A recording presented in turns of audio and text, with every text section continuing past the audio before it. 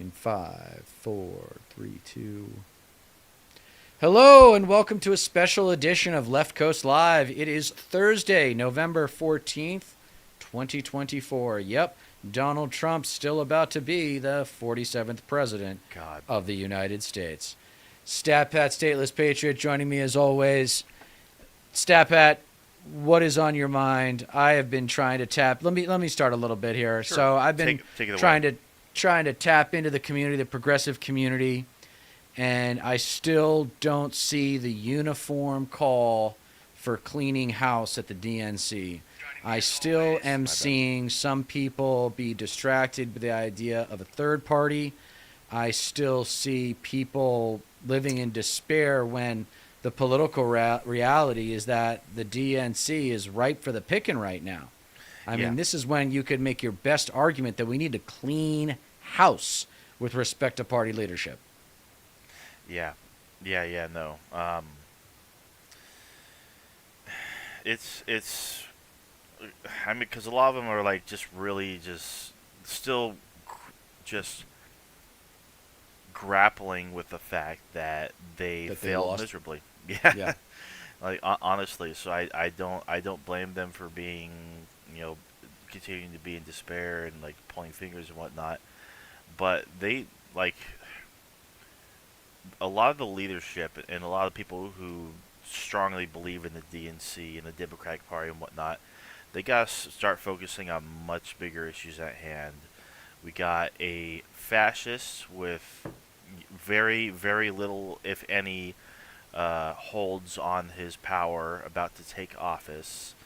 We've got some good news out of the Senate that might actually work in America's favor, I guess you could say. The people that actually do believe in the Constitution holding back the authority of the executive. We also got economic news that's been kind of like bubbling up in the background for a few months now, but may play to the benefit of the Democrats. And also we got the the just abhorrent cabinet picks that Trump has been making that's pissing a lot of MAGA off. Yeah, I mean, Like this is the time for messaging. This is the time to actually right. like get a narrative together and get like the biggest figures and you know mind leaders, for lack of a better term, just brainstorming narratives. Honestly, because it's going to be a very very rough next 4 years, and knowing how to attack MAGA, how to attack Trump is going to be important. Not to mention just knowing who the figures are on the left or on the the Democratic side, the uh, who those figures are going to be and what messages need to be conveyed and how this party is even going is going to obtain power again in the future, because like midterms should be on the forefront of the Democratic Party's mind, and knowing where the knowing where the philosophy is going to be carried from here on out is it should be important to anyone who gives a fuck about the future. Honestly, Do you know who they're going to shove down our throats in 2024? Gavin Newsom. Yeah, Prince Gavin. God, Prince Gavin, dude. Fucking next in line, because they fucking treat the whole apparatus like royalty. They treat it like, oh well, this is who it's gonna be. This is the leader. This is our champion. They treat it like it's a fucking what like the gladiators or whatever the fuck, you know. That's not the right approach. It's like this isn't who you put forward just because the party leadership and the party apparatus and whatnot deems them to be like the uh, like sacrosanct.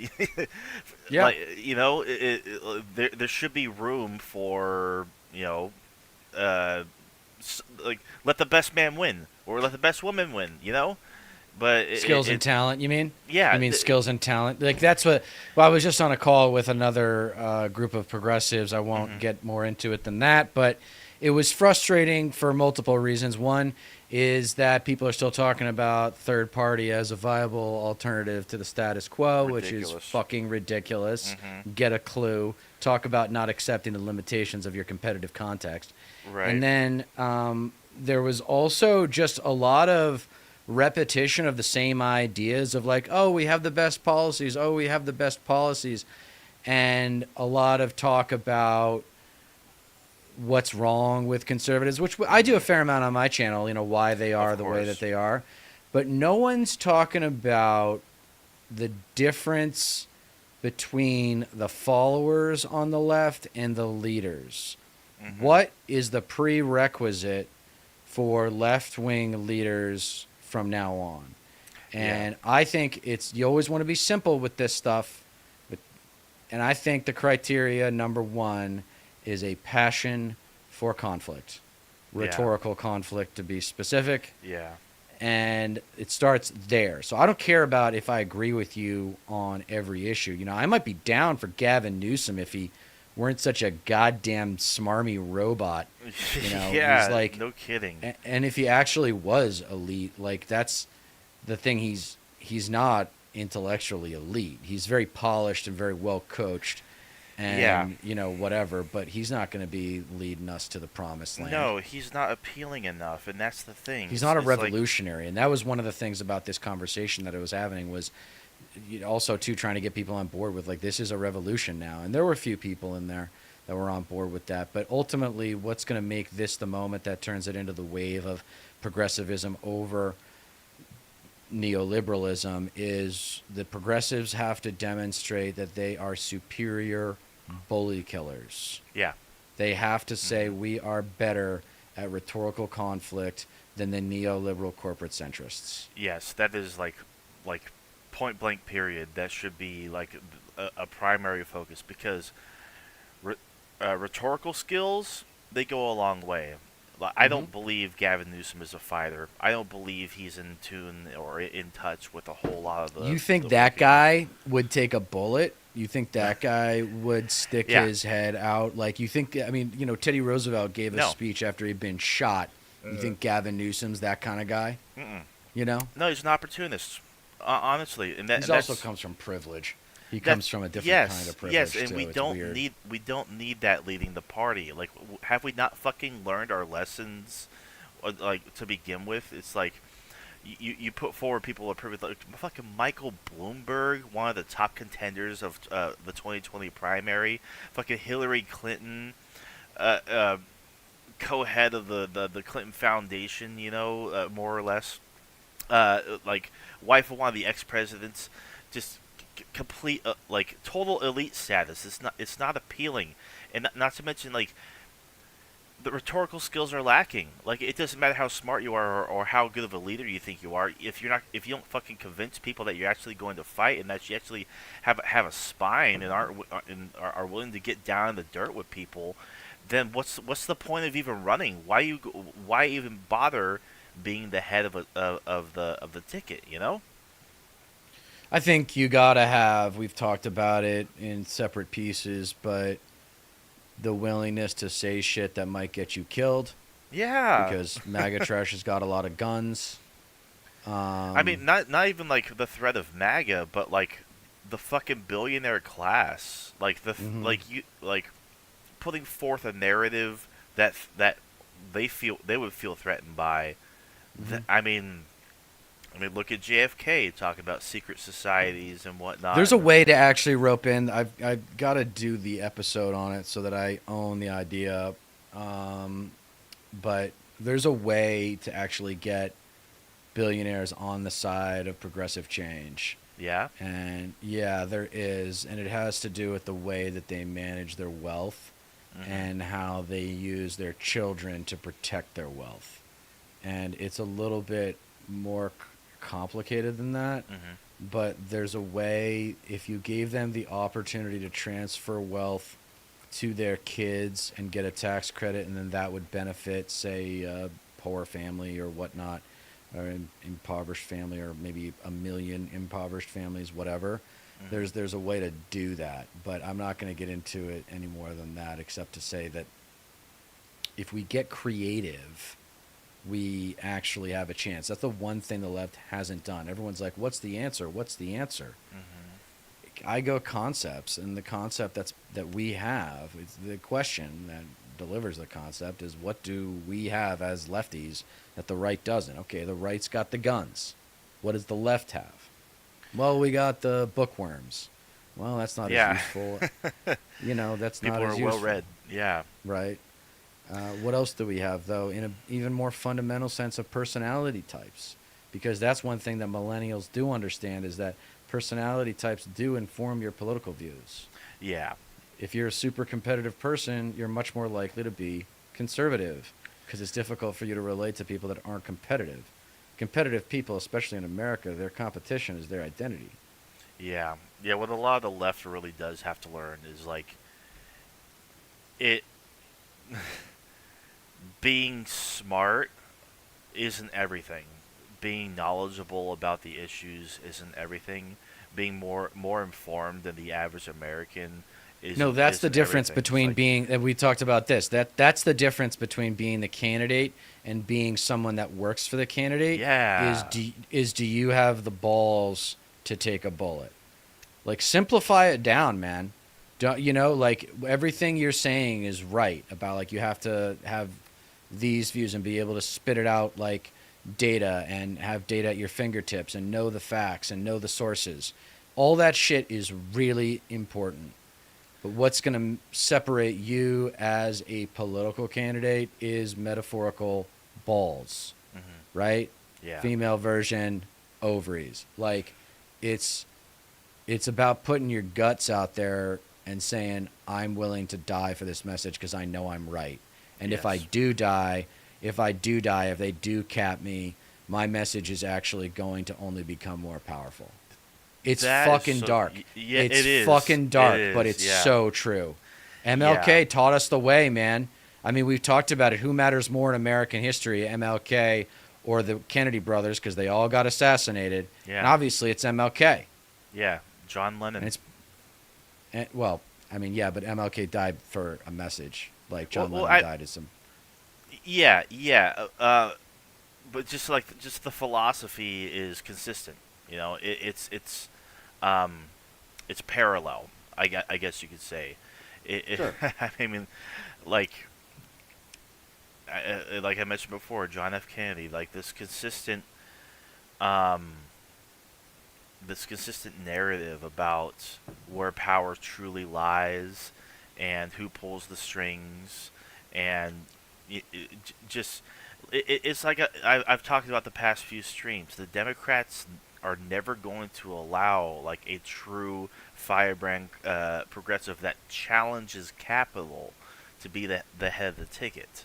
So what the progressives need to do, what anybody going after the Democratic ticket, running as the candidate for president should do, is cloak it in a way to where you come off as the moderate, you come off as the centrist, Right. populism.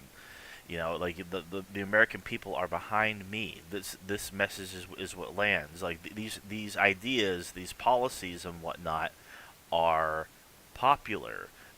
This is what America actually needs, and you know, it, they can only go as far as the DNC lets them. If if they actually do miraculously, they win so overwhelmingly that not even the DNC can stop them from becoming their nominee for president. Like you mentioned before, if they do get capped, it only makes the message more Right. more, The idea more is profound. that, like, this is actually where the race idea is, the foot race idea metaphor Hmm. works, where you're running a relay race, but in this relay race, the person who's carrying the baton carries the baton either until they get capped, in which case the person behind them picks it up and then they start carrying it, Hmm. or they win the presidency and retire, which is, the less likely scenario. Right. Yeah. They're going to be casualties. there are gonna be casualties, and this is where the soft left. I mean, I don't know. I was on this progressive call earlier, and it's just like, I don't like. You need to start familiarizing yourself with the concept of toughness Yeah. and taking power as opposed to waiting your turn. Mm-hmm. Yeah. And I think we really need. People talk about Sean Fain and people who already have voice or name recognition, and Mm-hmm. I think it seems to me like that's. I don't think we need name recognition. I think we need skills and talent. And Bernie could maybe step up here and start to promote some more people, but we just had an election. It's like it's going to be a while before we do that. But I tell you what, people are pissed off at the Democratic Party, and it's time to clean house. And if I have a feeling though that they're not going to, and I think they're going to stay the same and shove Gavin Newsom down our throats, and then when we get President J.D. Vance, God help us, then maybe we'll have an opportunity for a firebrand. But there's no question about it. We need someone to punch the bully in the face. And I don't know if that, I don't know. I mean, you and I both recognize the importance of authentic rhetorical conflict, but I don't know if a lot of lefties do. I think lefties want to play nice and don't want to deal with the conflict. Yeah. And my point is that you don't need to give it to our political leaders. Mm-hmm. It's a weird thing that actually kind of comes from Christianity, where you put your sin, you put your hate, your anger, your rage, all your negative feelings onto Jesus, and he carries them for you. Mm-hmm. Well, put them on to the political leaders. Yeah. If you're a political leader asking for this, it's like, you should be doing this in your speeches. You should be saying, think about what it was like to lose in 2016. Then think about how much worse it was in 2024. Now take all that anger and put it on me. Yeah. Because I'm going to use it as fuel to beat back these MAGA trash bullies. Correct. Yeah. Completely agree. I mean, it really does come down. And take a look at the Justice Democrats. The candidates that got through and ended up running for House and ended up winning. True firebrands, committed, principled, rhetorically sufficient. More of that. Honestly, I haven't given up on just the idea of bold progressives or social democrats taking power within the Democratic Party and dragging it to the left, because that's going to be what's needed. But what's also going to be needed is,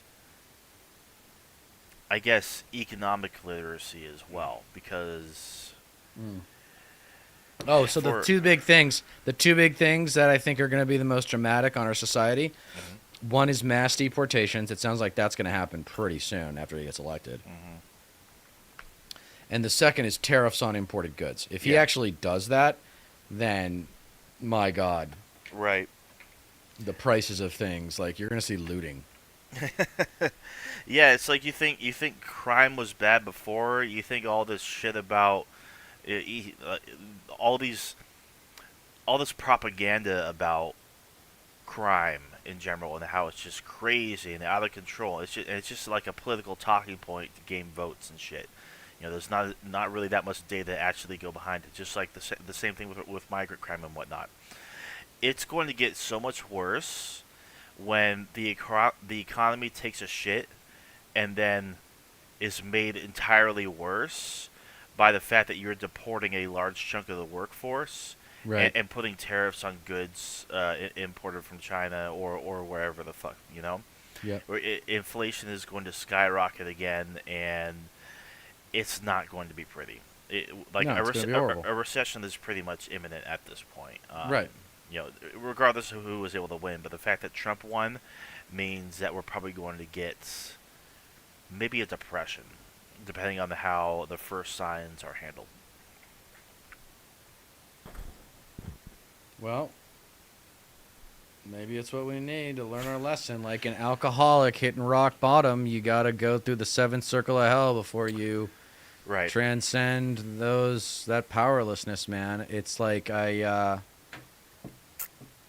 mean, it's like, what's the rehab, right? Who's going to be the accountability partner is the question. Who's going to be the real voice on the left that emerges that is the right kind of pissed off? And Yeah. I just don't see anybody. That's my depression is I don't see anybody. I mean, AOC, like, no way. Yeah. No way. It's gonna be some time for sure. I mean, I on one hand, I do want to say that we have a lot of time for these, like, for anybody to start making a name for themselves and make their star rise. But at the same time, it's like, Well, I mean, I know Trump you takes talk about office in Jon 2 months. Stewart, but I don't think that's the answer. I mean, I just don't, you know, I don't know if I buy into this whole celebrity angle that Kulinski's talking about, where like it needs to be an established celebrity. Well, I don't know about if that's true. It does come down to vibes, though. Like I mean, like Yes. these Well, peop- it starts these- with vibes. It doesn't end with vibes. No, of For the left, course. it can end with policy. Yeah. The vibes are there to service attention towards the policy. Like, there are definitely people in this country, migrants, people who like obtained citizenship, came here illegally, but eventually did become citizens, or people who are just straight up undocumented that were like advocating for Trump, or people that are here legally that have undocumented family members that went for Trump anyway. They truly believe that Trump is only going to deport the bad ones. Right. It's just so misguided. I know. Because like They have the faith in the system. Yeah. yeah, like they're not going to discriminate. Like they think all illegal immigrants, undocumented immigrants and whatnot, are criminals by definition. Like Yes. they don't understand, and it's a tragic thing. But like, Well, I like said it on the live stream. It comes down to it comes down to vibes, because they a lot of the Latino voted for Trump because of the economy. Like, immigration was like third hand, fourth hand, you know, Right. not as much as a concern to these communities. They're in for a rude awakening. I mean, that's all it comes down to. Yeah, they're And going to see when some shit. They're going yeah, to see some shit. no, Their fellow brown people getting dragged from their homes. Of course.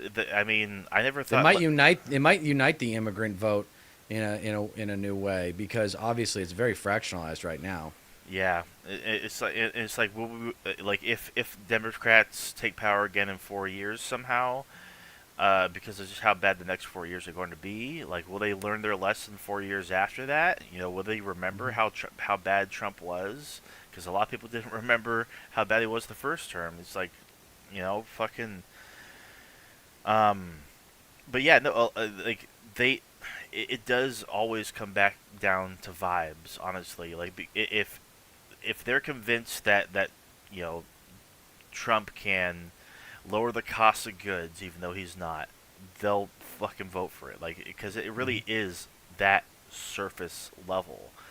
When it comes to celebrities, I think it really just does come down to who can convey a narrative that lands. I mean, you mentioned Jon Stewart, and the reason why I believe in him so much is because he's been able to do that successfully Right. for a couple decades So now. long Yeah, time, yeah. He's been Yeah. around for a long time. Yeah, and I'm so No, he I'm fits so the glad bill. he's I back just too. don't.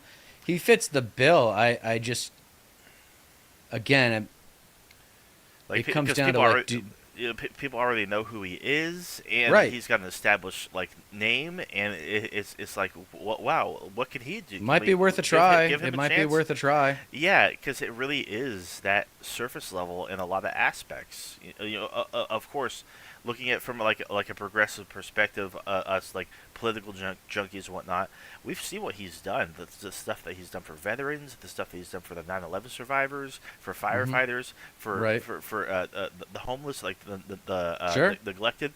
He's got an incredible people track record. Yeah, Yeah. people who've had their benefits stripped away. Yeah, it's something that can definitely be championed if he were to give it a try. But he's already said, like, And that's the thing too. He's got to want it, and nobody wants to be fucking president.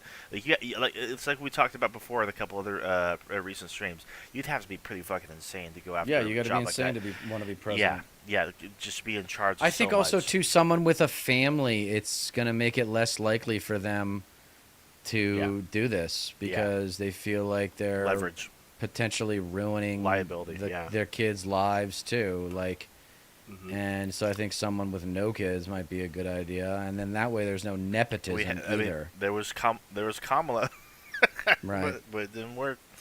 Yeah. Yeah, I remember people for a long time were thinking if Hillary got elected, then you know that Chelsea would have ran at some point, but obviously that's not going to happen. right. Um, Yeah, everybody was I shooting think- for Michelle Obama, and she was like, "Hell no, I'm not." well, that was another red flag for Michael Moore when he said that Michelle Obama should run for president. It's like, come on, dude. He like That's the goes best back we and can do. forth between being a profound intellectual to being a fucking cartoon character of an Yeah. intellectual. And he did it again. Right now, he's on the cartoon character side with his prediction that Trump would lose and Kamala would definitely win because women are going to come out in this vote. Yeah, And he's just wrong. He's fucking wrong. yeah. And he's just past his prime. Like, I think He a really lot of is. like, there's a lot of addition by subtraction that needs to take place on the left, and Cenk Uygur needs to find, and you know, even though she's my generation, Anna Kasparian's got to go. I mean, the Young Turks need to be Right. supplanted by I mean, this interesting network, the Midas Touch, seems somewhat interesting. Yeah, they do really, really good work. But it's a lot of like just anti-Trump stuff. Yeah, As opposed to anti-MAGA and deconstructing the ideology that Yeah. got us here. And that started with Nixon, went on to Reagan, and then gradually devolved over time. And understanding why it came about and why it mutated into what it is today. do you ever So that's what. do you go ahead. ever watch Good Morning Bad News? No. I believe that's something that's championed by the guy from the Damage Report, John Iadrola. I believe that's one of his projects, and it Okay. is a great. They make reels, they make little shorts, just going over big events and why it matters, and why what can be done about it, this and that. What like just the finer details and machinations behind it, and it's done in such a great way, like greatly edited, and it comes off as like succinct, profound, and engaging. Something like that. I think you would definitely enjoy as well.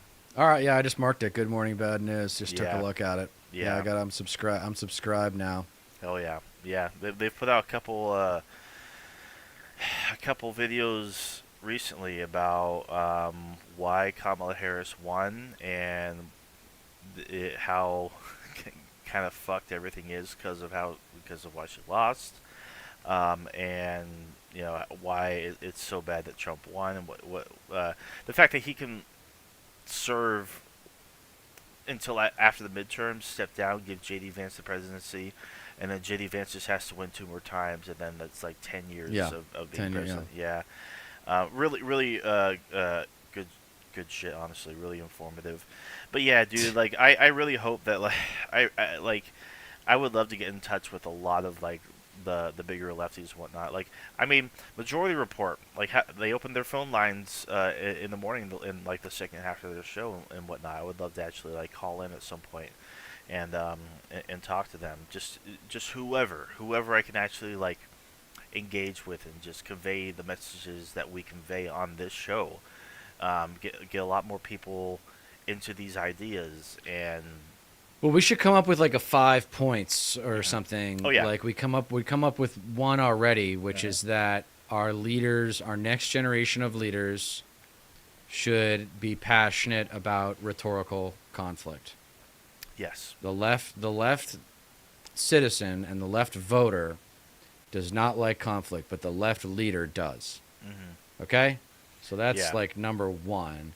And then I think number 2 is probably a willingness to be completely honest which might mean saying things that would get you killed by a MAGA vigilante Yeah, or a fucking assassin or hired by. establishment. Yeah, by Yeah, Pelosi. yeah. It's Yeah, just like, oh, well, you saw what happened to that Boeing whistleblower, didn't you? It's just like fucking who cares? Like that right, they're doing what needs to be fucking done. Like don't let that fucking perturb you. Someone who like is willing to make a big change the world, and not be afraid of the circumstances, the consequences, because you believe in the future of America and you believe in a bold, progressive, transformative message, and you're not going to let intimidation slow you down. Like, right, don't like. Who gives a fuck if you're hated? Who gives a fuck if like the more traction you gain, even if it's negative, if more people are paying attention to you, that gets more people paying attention to you. So right. like they get to actually listen to what you're saying and what you're conveying, what you're trying to deliver. Like that was, Well, it was so the same thing the with it was the same thing with AOC and Bernie. Like all this negative press coverage and whatnot when their star was rising and whatnot, when AOC won, when Bernie Sanders was running in the primary, it got a lot more people engaged and listening to them. It's like, oh wow, she's actually these people are actually pretty fucking awesome, no matter what the propaganda says. Like you actually listen to what they're saying, and like if the DNC can fucking learn anything, that's exactly how Trump got elected, because of all the negative coverage. Like it's like what the saying goes: any press, any press is good press. Like bad press, it doesn't matter, because you're yeah, getting attention. You're getting right, people interested in what you're actually saying, and like you're getting the attention that you wanted. right. Yeah. Well, I think in addition to the coping mechanism of like rah team, where if I get capped, well, it's because I'm doing my part. Hmm. There's also the rationale of if you do win election and you do get into a position of power, it's going to be really hard. Governing is completely different from campaigning.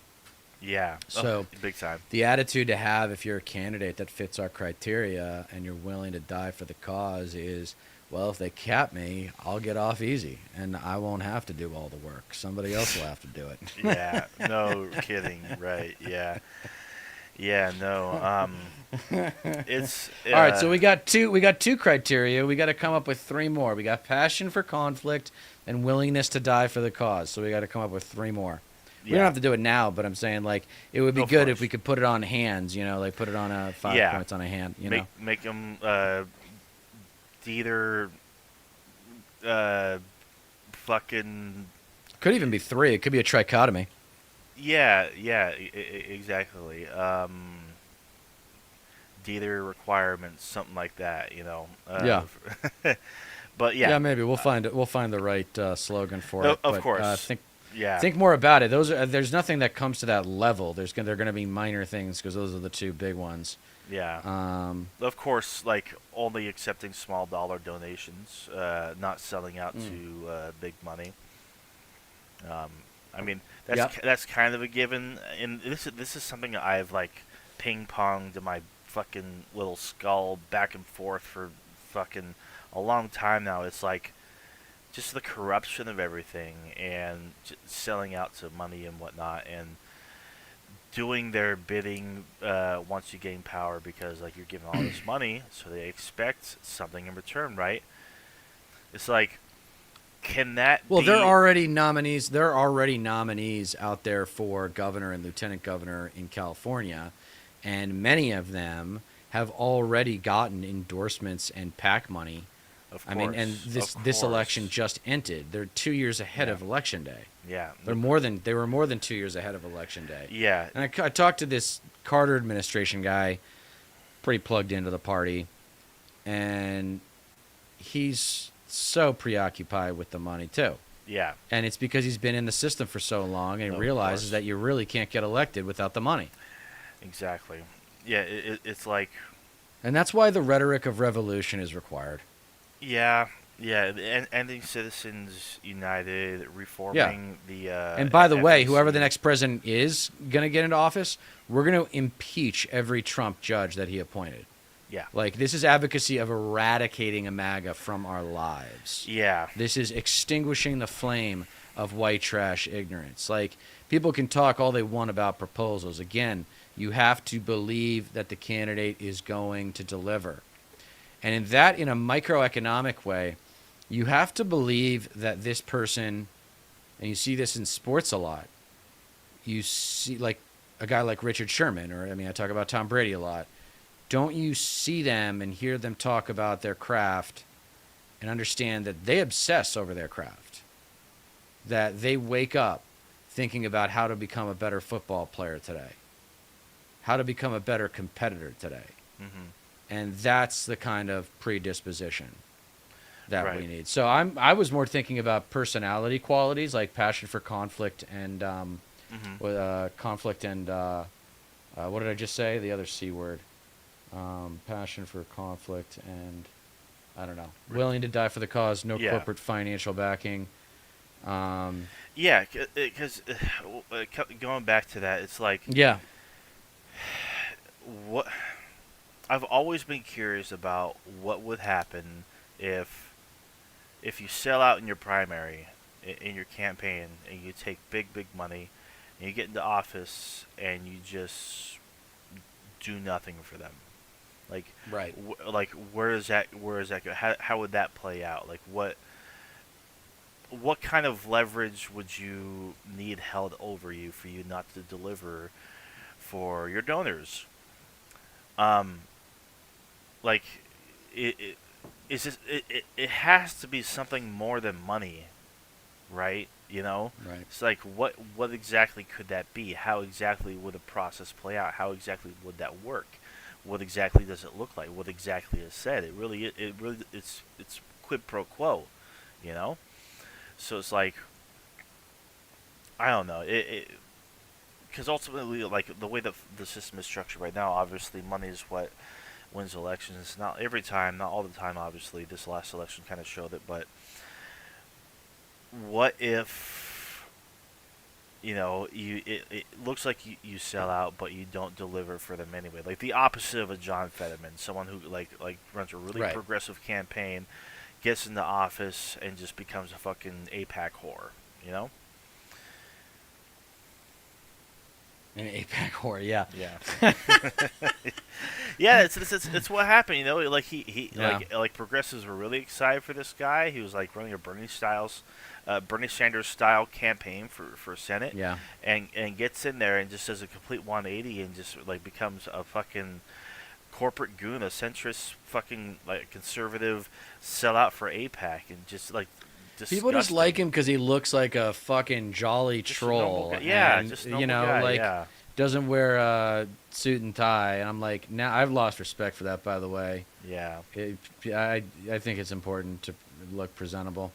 Um, yeah. and I don't think he's. I mean, he had that fucking stroke, so his Yeah, and brain isn't operating. I mean, he like he actually definitely like took a hit mentally for sure. Like no, he's yeah, not as sharp as he used to be. and He he was like never even that sharp to begin with. thanks for joining, Megan. Love you bunches. I'm so happy you're here as always. Uh, he like more or less admitted on Bill Maher that the stroke kind of contributed to his shift in ideology, shifting from a Hmm. progressive like during his campaign to like him becoming a senator and like him being a senator right now and more or less becoming like more like of a conservative Democrat. And like Yeah. it says a lot. It's just like goddamn, dude. It's like if the stroke affected your mental capacity that much and Hold on, you're your underwater. You're ability. underwater. Oh, There you go. good. We're good. Like if the Yep. stroke affected like your cognitive abilities to that extent, it's like no wonder you're holding like conservative ideals. I mean, this isn't the case for everybody.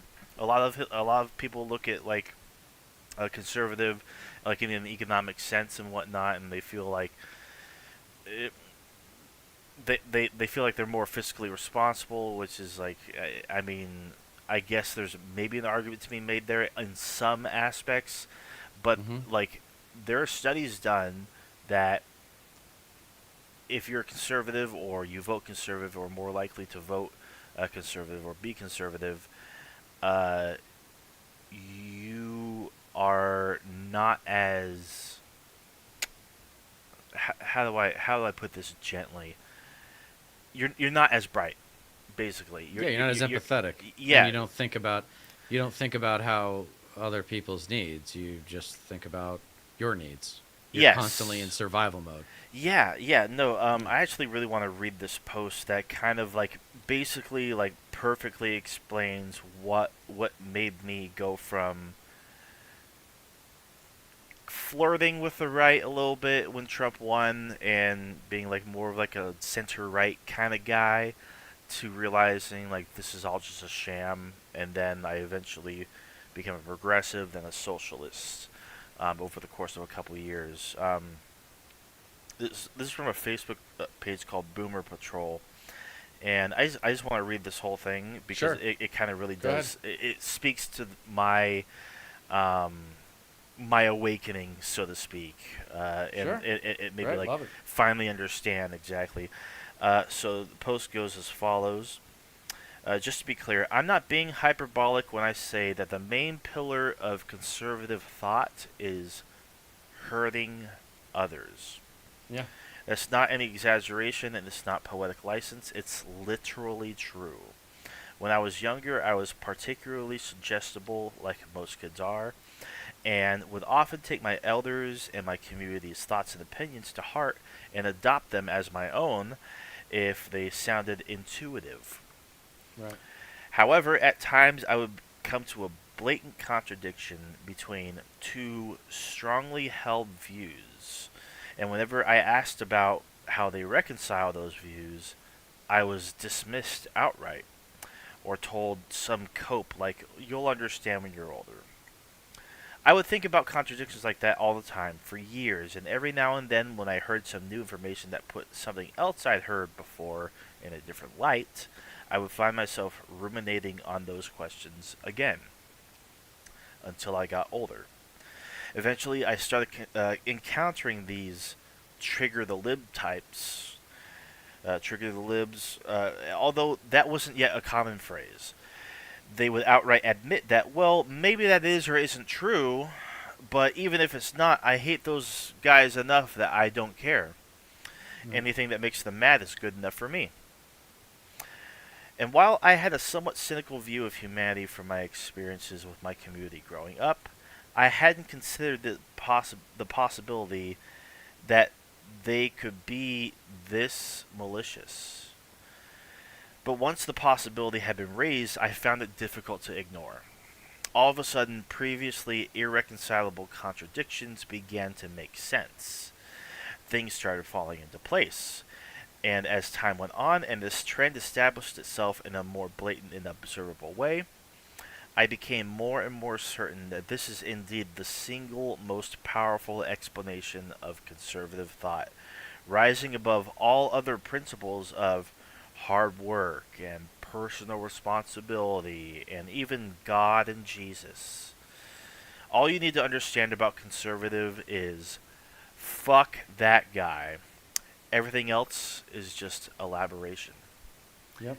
And I this th- that's that couldn't more perfectly explain my Yeah. We live in a fuck you society, yes. and the Republicans are As- better at saying fuck you than the Democrats. Yeah, it's like as long as I get mine, fuck everybody else. Yep. It's like And then it's- once you get yours, you're like you're not worried about it. yeah, it's like Sociopathy. it is. It's just an absence of empathy. Like it kind of inspired me to start writing a fucking song because a lot of my lyrics for my music projects are inspired by shit like this. It's like cross the bridge, burn it down behind you. Yeah. Make it to the top of the ladder, kick it out from under you. It's a world of opportunistic goons. Throw your brothers under the bus. That's driven by the few. Mm-hmm. tie up your laces, step upon faces after faces. It's the fucking. I think it was a George Orwell quote, like the future of humanity. Like if you want to envision the future of humanity, just imagine a boot stepping on a face for the rest of time. Like I'm paraphrasing, but that's the gist of it. It's fucking reality. Yeah. Yeah, and I think that's why it's frustrating to be on these calls with progressives. I'm Mm-hmm. going on another one next week. I'm interested to see how that goes because I requested to have a meeting with the woman that runs those calls, Oh yeah. and I haven't heard anything. Mm-hmm. And I'm going to get pretty loud in the chat during the call of just like, hey, if you guys want to know how to change the culture of this party, let's talk, because you baby boomer liberals and now you Gen X liberals, because you Gen X liberals had a lot of influence on this election. You Gen X liberals were working Yeah. for all those baby boomer candidates, Yeah. and you got smoked. So the leapfrog, one of the big themes that we're going to be talking about a lot, I know, is leapfrogging the Gen Xers. Yeah. And empowering millennials, because we're just the most empathetic generation. I really think it has something to do with 9/11. I think it has something to do with missing out on the tech boom financially. But I think we Yes. are more empathetic than most. Yeah, because we came into the workforce after the tech boom really blew up. Yeah. Yeah. No. Like we were all teenagers or young adults when everything like smartphones were a thing, and you became more into like connected to the world. Like everybody all of a sudden has a computer in their pocket. Like the like access to any information at any time is at your fingertips and whatnot. And like that, it's just been squandered. You know, it's like I remember back in the day when I was really young. I remember seeing just like local news stories like this woman is addicted to Facebook, and they just like do a little interview about her, and she just talks about her, addiction and whatnot, and it's just like that's everybody now. everybody's addicted to social media and whatnot. Um, And that's why you need a personality that can transcend social media. yes, I completely agree. Someone who's, like I say about the East Coast or about really the presidency, is, are you working the corridor or is the corridor working you? And I would say about any political candidate, are you working the media or is the media working you? Yeah. That guy Jola, the soft ass dude who's like never won anything other than an argument, wasn't wrong when he said that people pay attention to what's on their phones. They don't really pay attention to the knocked doors. And it's just the practicality of you can't reach that many people quickly enough. And Yeah. so it's someone that can master the art of communication in such a way that they hit all three of Aristotle's major three forms of communication, which is pathos, emotion, logos, logic, and ethos, ethics, which is the embodiment of, that's the part that we're emphasizing, which is willingness to die for the cause. That's the ethical Yeah. value. Like Yeah. King had an amazing delivery and had amazing arguments and all these things, but what really makes them last forever is his ethics, Yeah. his ethos. And Yeah. his ethos was someone that was willing to die for his cause, and I think there's a lot to be learned there. Yeah. So, And go ahead. what's crucial is speaking to young people. Ultimately, like Yeah, millennials are like I think the biggest voting bloc at this point now, if I'm not mistaken. They're definitely they make up the overwhelming majority of the workforce for sure. right. Being able to speak to them is just crucial for any leaders to arise. Well, out talk of the about getting Democratic fucked. Talk about getting fucked over. Yeah, I mean, yeah. anybody born in 1980 or later Mhm. has absolutely gotten fucked Yeah, by the American economy. yeah, And, if Trump has taught us anything, it's what we're harping on, which is the politics of grievance. hmm I mean, it's almost like what I talk about with the connotation of the word blame, where people hear blame and they're like, oh, that's automatically negative, that's automatically dismissible. And It's like, no, No. sometimes well-placed blame is just nothing more than problem identification. Well, we have the opportunity to blame the baby boomer conservatives. Because guess what? This MAGA culture is going to live on. Yeah, and they throw blame fucking everywhere every single day. It doesn't even matter if it is based in reality or not. Like it lands because they're doing so. It's fucking Right. gross. It's toxic. It's not. It's negative personality traits and whatnot. But that fucking doesn't matter at this point.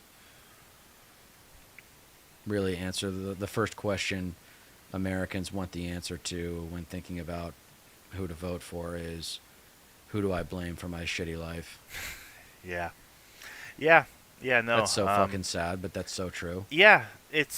Yeah. Fucking. It's so ridiculous. Like I've seen memes that are basically mocking Trump voters for voting to cut costs for groceries and Yeah. gas, and it's just like, you dense motherfucker, that's not going to happen. Like, holy shit, you're fucking stupid. um, but yeah, or when it comes to leaders arising on the left in the Democratic Party and whatnot, being able to speak to young people, anybody under 40, it does require being in touch. Like it Yeah. really does, and it's like some of my favorite memes are centered towards millennials. It's like born too late to own property, born too soon to become a TikTok star, born just in time for niche millennial thing, like fucking late 2000s, early 2010s thingamajig, you know. Um, and it just it speaks a lot to just being in between a couple generations that really As are much as they could for themselves. yeah, yeah, it's like it, there's a lot, especially our younger generation, there's a lot that we haven't been taught properly, like, and I guess a lot of that has to do with our public education system as well, but not being able to afford college, not knowing, how taxes work, not knowing about how inflation works or stock trading or Right. investing and shit That basic like that. teaching. Well, I mean, Yeah. let's face it. The baby boomers, instead of doing the parenting, they stuck their kids in front of the TV. Oh yeah, and Let's face it. And what do we That's do what happened. Yeah. And ADHD is as prevalent as it is, I'm convinced, because baby boomers put their kids in front of the TV. more so nowadays, fucking parents my age and whatnot just shoving their toddler in front Yeah, of oh, a the most iPad for when you go out to hours. restaurants now. Yeah. When you go out to restaurants and you see the kids with the big headphone Yeah. ears, and they're watching the movie on the iPad so the Yeah. parents can have a conversation. I'm just like, oh, that can't be good for child no, development. it's not at all. It really is bad. And then like when they don't have it, they're fucking screaming and just like stomping and like having a fucking tantrum. Right. Because like they don't their attention span is just like irreversibly fucked. And they haven't been taught how to communicate. No, of course, and that's a whole other. So it's thing not their too. fault. I can go on for days and days, honestly, about just parenting in general, especially nowadays. But yeah, these it really sucks that we do have to count on parents just to be the right kind of parent for the child. Otherwise, there's just dismally unprepared for the future and whatnot. And it's just like, how do you even reach people that have faced such failure from their parents to begin with? It boggles the mind. It's a lot to think about, but I think you got to entertain them first. You can't influence anybody Sure. until you have their attention, and Regardless- and that's why maybe Jon Stewart is a good call, because he can entertain and he can get your Yes. attention with comedy and stuff. regardless of who And- you are or where you come from, like reaching you where you are, where you come from, communicating with you on a level that resonates with you, that you understand, that like keeps your attention, keeps you focused. That can go a long way, because like either way, like you have to adapt to where someone is in order to convey the message that you want to deliver to them. And that takes time, of course, obviously. And a lot of people are like, everybody's fucking built different. It really is about understanding who and what someone is, where they come from, what drives them, what they're afraid of, and how to communicate with them properly. Yeah. Yeah. So Well, Matt Gaetz is nominated for the Attorney General.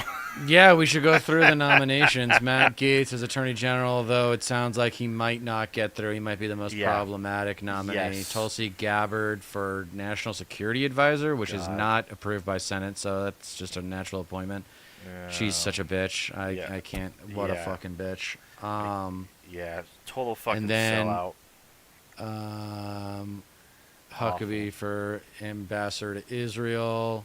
Yeah. Fucking they're going the to Holman they're going guy. to fucking annex the West Bank. How fucking vile is that shit? And of course the Biden administration is not going to do a goddamn motherfucking thing about it. Right. They got two more months left in office, and it's like, what the fuck do they care? God, that's something I'm gonna get too pissed off about. But yeah, no, Jeffrey Epstein's best friend just nominated a pedophile under investigation for sex crimes and human trafficking for Attorney General. Like, he's not even fucking qualified at all, and like, I'm so grateful that Republicans are coming out and like they're fucking threatening a lot of shit to be released about Matt Gaetz actually, and I am all here for it. Oh, here we go. Matt Gaetz has had a wild ride in the last 8 hours. This is from WBHG News. Uh-oh, where'd it go? Uh-oh, where the hell did it go? Yeah, Peter Hegseth and Matt Gaetz are the two most controversial picks. Kristi Noem for Homeland Security is ridiculous. Dog killer. Well, yeah, she's so stupid, dude. She is so dumb. Yeah, unbelievable. She is such an idiot. Yeah, no kidding. The Tulsi Gabbard is DNI. What's DNI again? Department of what? Oh God. Director of National Intelligence. Director of National Intelligence. That's it. Yeah. That. Yeah. Okay. I guess it just fucking disappeared. I guess the What was it called? Here it is. Okay. Okay. Nominated. So Matt Gaetz was nominated for Attorney General by Trump, and two senators have publicly said that they won't confirm, and it takes four senators to say they won't confirm. Like at this point, because of the makeup of the Senate, or what will be the makeup of the Senate. He can't be recess confirmed because he isn't a DOJ employee. The House Ethics Committee planned to release a damaging report tomorrow. And Gaetz, he submitted his resignation from Congress effective immediately to Speaker Mike Johnson, and Johnson says he was shocked by the move. And and now the House has 217 confirmed seats for the 119th Congress, and Matt Gaetz's resignation puts control of the House back in play. And that's Right. and apparently that's the case for a few other of Trump's appointments as well. Like, he's taking from the House, and they need the House. So I know. And they have special elections for the House. They don't have. Yeah, it's gonna come down to special. They don't have elections. appointments from the appointments from the governor. Like Yeah. the Senate does. Our Yep. government is so flawed in that way. Oh like, God, no kidding, dude. And the fact that we haven't updated our election system so it's shorter is just ridiculous. Yeah. A waste of time. We can only govern for 18 months when you're president. Basically. These deputy chiefs of staff are just, oh my God. Taylor Horrendous. Budovich. Stephen Miller is fucking evil. Yeah. He is evil.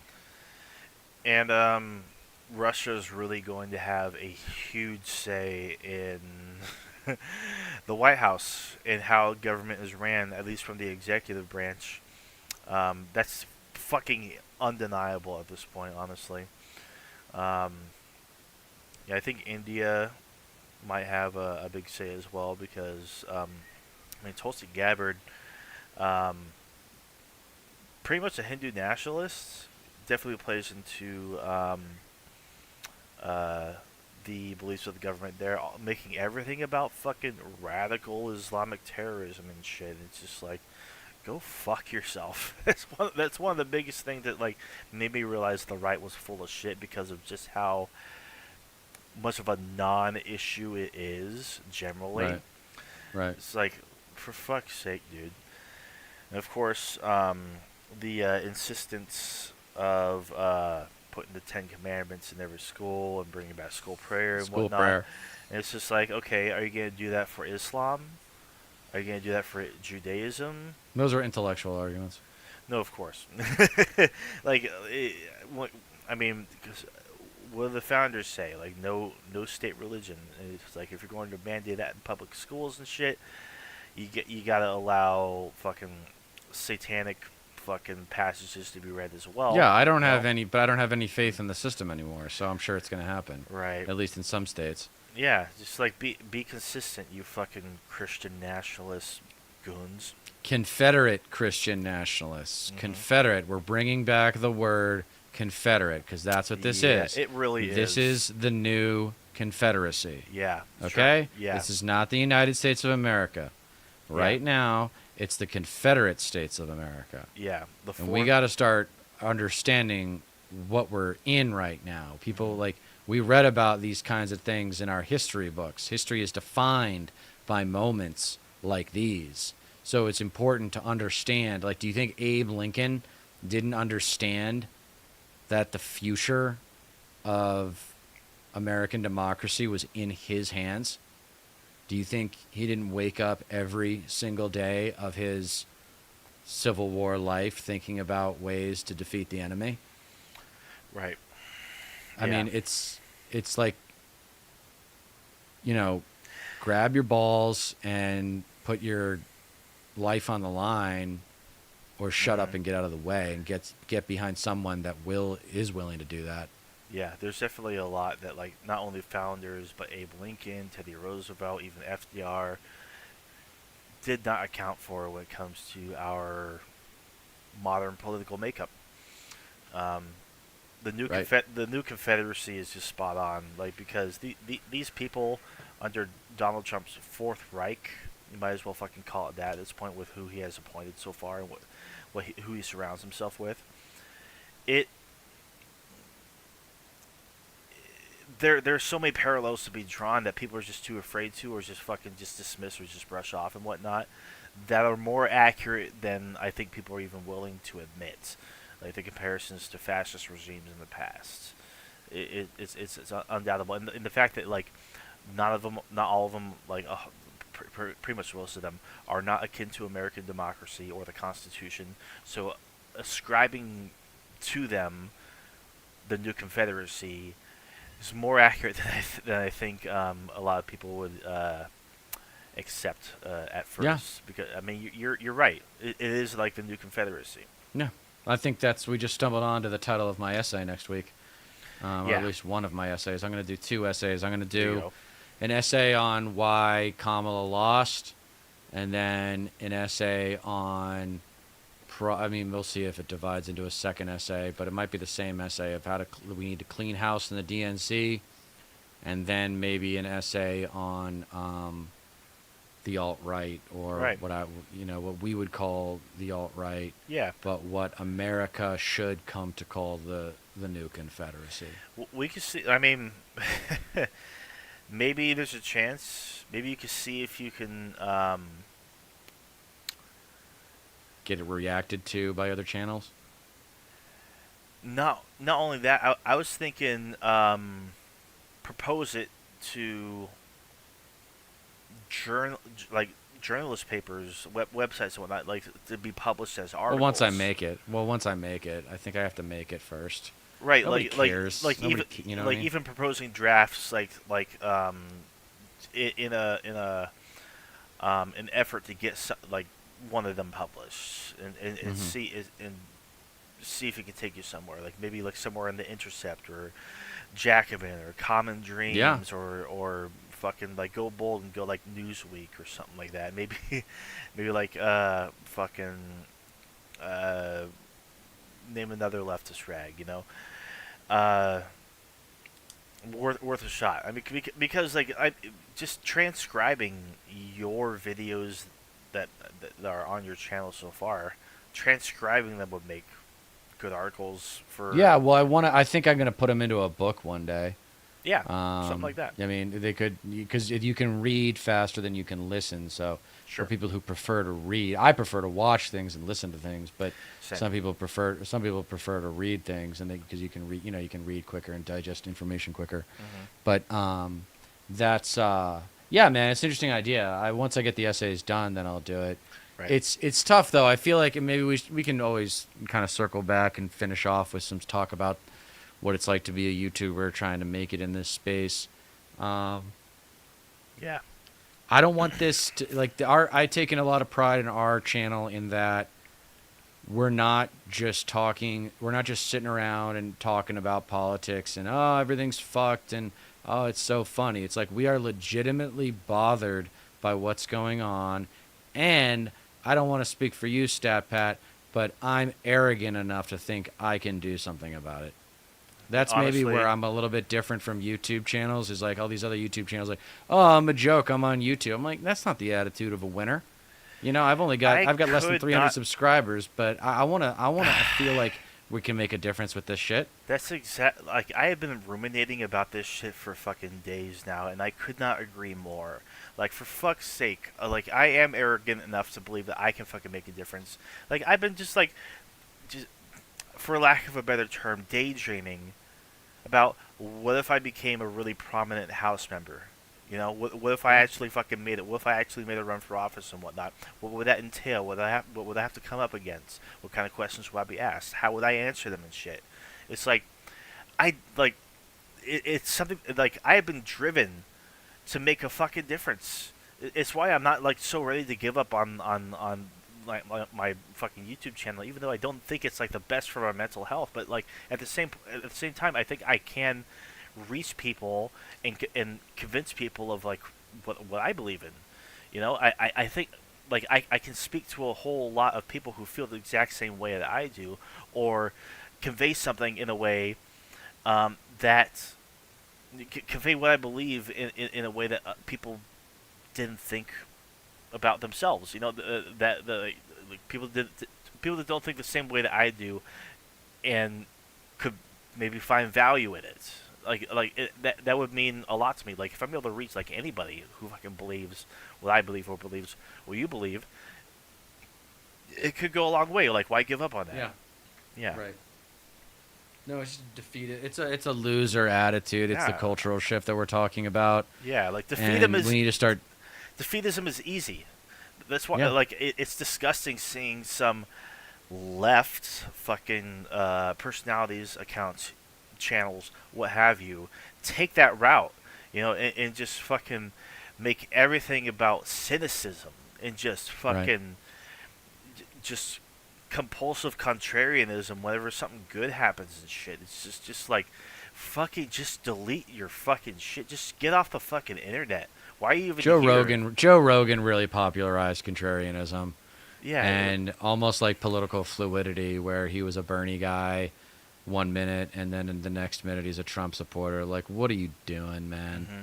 I mean, you know, he talks about self-edification and like being better at life, and I think he was a really positive influence on a lot of people for a really long time. But he never, like, he used to say he's not as smart as Chris D'Elia or what's her name, Whitney Cummings. Mm-hmm. And so he has to work harder at his stand-up comedy. And my response to that is no. You may not be as smart as them, but the reason why it might appear to be easier for them is because they are educated, and you are not. They went to school. They absorbed a good chunk of established knowledge, and you didn't. And that's why he comes up with a lot of like logical fallacies. Like he's able to identify a lot of logical fallacies intuitively, but he's never studied them. Right. He's never studied. He doesn't know what all of them are. There's like 17 of them. Right. Yeah, yeah. I mean, I remember like 'cause I liked his stand-up specials, like the ones that he Yeah, released he's like over great. yeah He was. from over yeah from over a decade ago. But he had a few of them. I watched them. Apparently, he put like a brand new one out not too long ago this year. And according to everybody that I you know follow passively or whatever, it's fucking awful. Yeah. Like he's completely lost the plot. And I mean I haven't really even watched a Joe Rogan episode in maybe a couple of years. I mean, I used to watch him a whole lot more, especially given the people that he's had on and whatnot. But like, he just hasn't really had anybody on that I really give half a fuck about. You know, I love his episodes with Maynard James Keenan. I watched his one with James Hetfield. I watched his one with Neil deGrasse Tyson. His first one that he did with Elon Musk. A whole handful of them, and like I found them like really interesting conversations and shit. And it's just like, but it's like Kyle Kalinske has said, like he's too enshrined in like the MAGA bubble and whatnot, and Right. surround himself like his friend group is like Trump sycophants and shit. And it's just unfortunate, honestly. But You got any chats? You got any chats you want to read out? no, but I'm getting a few more people in here. I was sitting at 3, now I'm at 6. But if you're watching, make sure you guys. I've been at 0 the whole fucking time. It's awful. I had like 1 or 2 at one point, but I've been dry, dude. Yesterday, Yeah, I had 50. I had saw 50 at one point it was like, yesterday, like dude. it was The fluctuating. algorithm was loving me. I was like, this is amazing. I'm gonna keep Right. going until I get back down to single digits, and I did. Yeah, I saw it was like I got like 8 subscribers out of it. I wish I had gotten more, obviously. Yeah, but you can- I found out, dude, 78% of my audience isn't subscribed. insane. Honestly, it kept on fluctuating for me on my end because I saw the chat and whatnot like between like mid 20s to 40. It just Yeah. kept on like going back and forth and back and forth. I know, it and was whatnot. crazy. I was like, I don't know what happened here, Like, but what the Wednesday at Wednesday at 4:30 Pacific is like the sweet spot. We got to make sure Maybe. we try to. Possibly. I'll be getting back on there next. I'll be getting back from the green screen studio, so I'll be able to do it. Right. Yeah. But anyway, yeah, we can wrap it up if you want. Sure. We've been going for about an hour 15, but Yeah. all sorts of good stuff. The Trump's cabinet's crazy, and It's we need to change the crazier. culture of the DNC, and It's we like need to figure out how to get a united front. Yeah. We need to figure out how to get a united front because I saw I don't know. I saw a Simpsons meme. It's the one where Homer goes up to Bart after Bart says this is the worst blah blah so far. Uh, it's Bart saying this is the worst Trump cabinet pick, and then Homer comes up and says worst cabinet pick so far. It's Right. there's still some shitty picks to come for sure. I don't doubt it at all whatsoever. Um, I'll end on this, I guess, for anybody watching, and thank you for watching, by the way.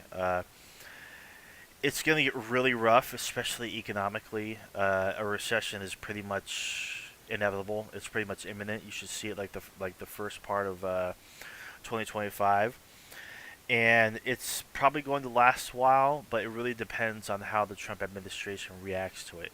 If he deports 1 million people plus, like if mass deportations start going through, if he does go through with the economic tariffs and whatnot, that only increases our likelihood of going into a depression because in 2023, I believe, I think it might be this year, but as a government we are spending more than we are bringing in via tax revenue.